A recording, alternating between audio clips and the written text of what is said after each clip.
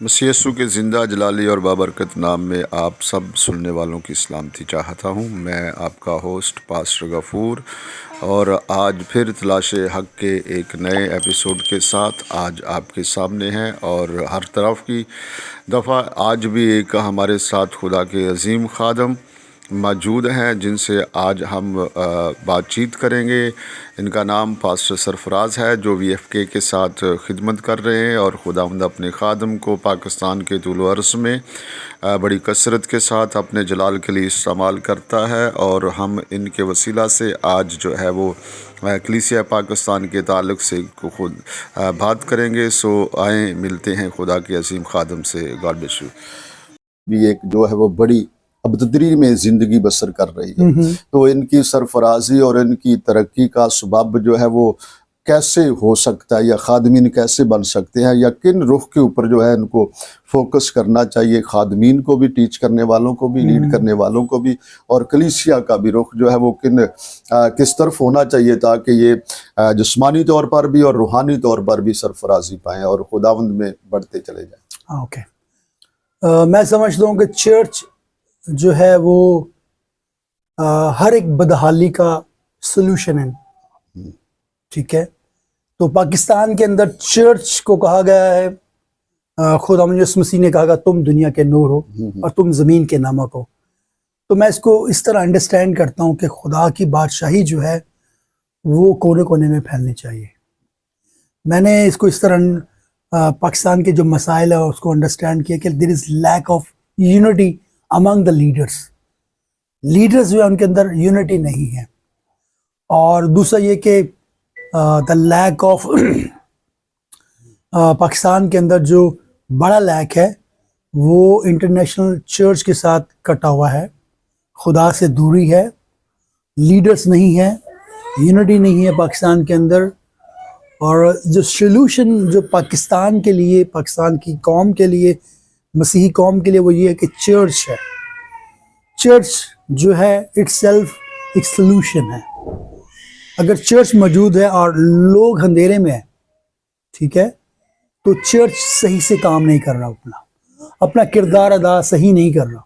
ایک علاقے میں اگر 10 چرچز ہیں اور چرچ کے اندر لوگوں کی حالت بری ہے، تو چرچ اپنا کردار ادا نہیں کر رہا اسی طرح سے۔ تو لہٰذا جو چرچ ہے، جو لیڈرشپ ہے، اس کو اپنی جو خدمت ہے اس کو انڈرسٹینڈ پہلے کرنا ہے، اپنا ویژن کو انڈرسٹینڈ کرنا ہے کہ خدا چرچ کے وسیلے سے کیا کرنا چاہتا ہے، ٹھیک ہے؟ تو سلوشن ایک ہی ہے، یسوع مسیح ہے، لیکن خدا کولیبوریٹ کر رہا ہے چرچز کے ساتھ، لیڈرز کے ساتھ کولیبوریٹ کر کے دنیا کے اندر بحالی کا کام کرنا چاہتا ہے۔ جیسے کہ ہم نے بائبل میں پڑھتے کہ تیری بادشاہی آئے، تو چرچ کے وسیلے سے بادشاہی کلیسیاؤں میں، کمیونٹیز کے اندر پیدا ہو۔ آمین۔ تو خدا ٹرانسفارمیشن چاہتا ہے، لیکن وہ چرچ کے ساتھ مل کر، لیڈرشپ کے ساتھ مل کر کولیبوریٹ کر کے ٹرانسفارمیشن چاہتا ہے کہ کمیونٹی کے اندر بحالی ہو، ہماری قوم کے اندر بحالی ہو۔ جیسا کہ ایک انیشیٹو ہم نے اٹھایا کہ دعا کا جو سلسلہ ہے وہ اس کو جاری رکھا جائے، اور کلیسیاؤں کے لیے دعا کی جائے، لیڈرشپ کے لیے دعا کی جائے، لوگوں کی زندگی اور جو نوجوان ہیں ان کو چرچ میں واپس لایا جائے، ٹھیک ہے؟ اور ان نوجوان کے اندر دیکھا جائے کہ تم میں پوٹینشل ہے۔ اگر ہم چرچ لیڈرز جو ہے وہ نوجوانوں کے اندر ان کی کھوج کرے گی کہ تمہیں خدا نے بلایا ہے، تو خدا اس طرح کام کرے گا۔ تو جو نئی لیڈرشپ ہے اس کے اوپر کام کیا جائے، ٹھیک ہے؟ پرانے لوگ جو ہے وہ نئے لوگوں کو موقع دیں، ان کو ایکوپ کریں اپنے ایکسپیرینس سے۔ پرانے لوگ نئے جو لیڈرشپ ہے اس کو ایکوپ کریں، اسے سکھائے کہ نیکسٹ جو فیز ہے وہ نئی لیڈرشپ نے چلانا ہے۔ اگر وہ اپنا بوجھ یا اپنا ایکسپیرینس شیئر نہیں کریں گے تو آگے جو نوجوان ہے وہ کچھ نہیں کر سکتے۔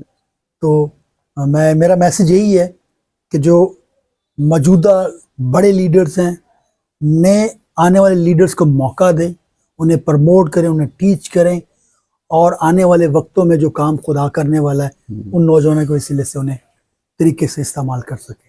آمین. زبردست. پاس صاحب نے جو ہے وہ بڑے زبردست طریقے سے جو ہے وہ بتایا ہے کہ اگر ہمارے ملک پاکستان میں جو کلیسیا ہے وہ روحانی طور پر اور جسمانی طور پر اگر بدحالی کا شکار ہے تو اس کا سبب یہ ہے کہ لوگ جو ہے وہ چرچ کے ساتھ ٹھیک طریقے سے نہیں جڑے ہوئے، اور دوسرا اس میں یہ ہے کہ جو چرچ ہے پھر وہ ٹھیک طریقے سے کام نہیں کر رہا.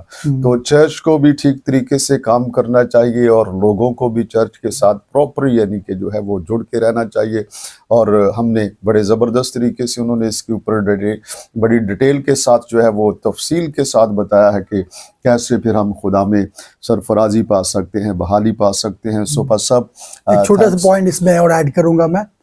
لوکا اس کا دوسرا باب اس کی 52ویں آیت 52 ورس، یسوع مسیح قد و قامت میں، حکمت میں، انسان کی اور خدا کی نگاہ میں ترقی کرتا گیا.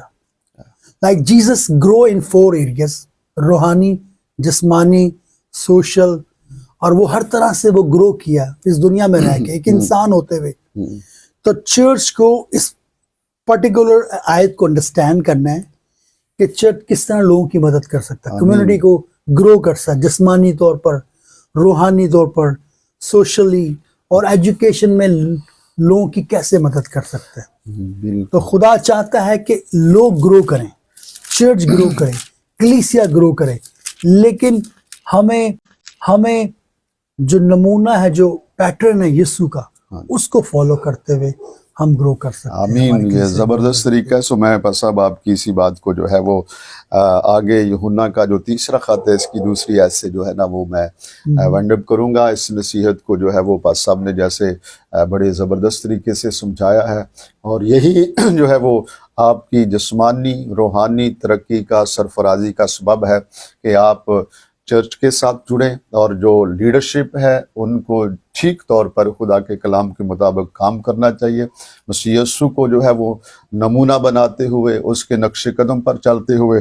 سو خدا کے کلام میں سے آیت نمبر 2 میں یوں لکھا ہوا ہے، تیسرا خط ہے یوحنا رسول کا، اس میں لکھا ہوا ہے، اے پیارے میں یہ دعا کرتا ہوں کہ جس طرح تو روحانی ترقی کر رہا ہے اسی طرح سب باتوں میں ترقی کرے اور تندرست رہے. تو پاس صاحب نے بھی یہی بتایا کہ جیسے یسوع مسیح روحانی طور پر، جسمانی طور پر اور سب باتوں میں ترقی کرتا گیا، تو ہمیں بھی پہلے خدا میں، پھر دنیا میں، اور پھر اپنے بدن کی تندرستی میں خداوند کے فضل کے وسیلہ سے، اس کی محبت کے وسیلہ سے سرفرازی پاتے رہنا. سو خداوند آپ کو برکت دے. یقیناً آپ نے اس کے وسیلہ سے برکت پائی ہوئی. God bless you. خداوند آپ کے ساتھ ہو. آمین.